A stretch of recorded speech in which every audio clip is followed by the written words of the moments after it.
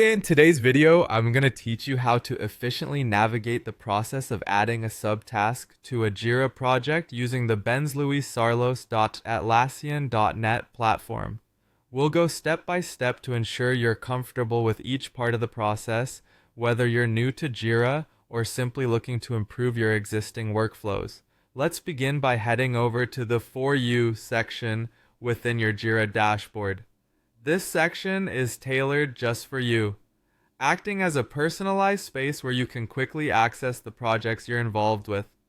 By focusing on this part of the dashboard, you make sure you're staying up to date with the projects that are most relevant to you, maximizing both your efficiency and productivity.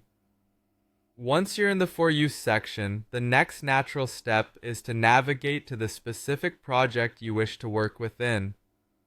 By clicking on your chosen project, you'll get a full overview of the current tasks and any activity within it. This helps you keep track of your workloads and stay organized. Selecting your project provides a clear entry point into all the work associated with it, ensuring you have everything you need at your fingertips. Next, you'll want to focus on the specific card or task to which you want to add a subtask. Each card represents a distinct work item within your project. It's important to understand how these cards function, as they're key to organizing your project effectively and ensuring all tasks and subtasks are tracked properly. Once you've selected the card, the task at hand is to add some related work. You do this by clicking on the link that allows you to attach additional tasks.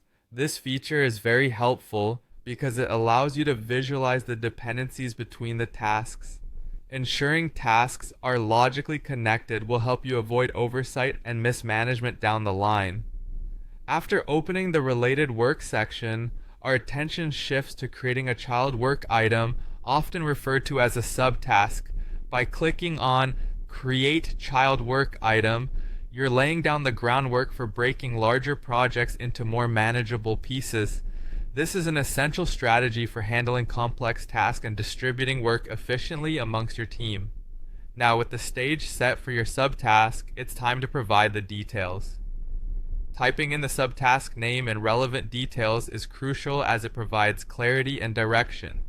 The clearer you are, the easier it will be for you and your team to understand what's involved, ensuring everyone is aligned and knows exactly what needs to be accomplished.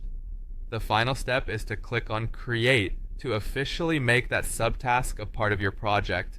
Once the subtask is created, it becomes visible to all team members, promoting transparency and accountability, while also offering a documented workflow that you can refer back to anytime. And there you have it. You've now learned how to create subtasks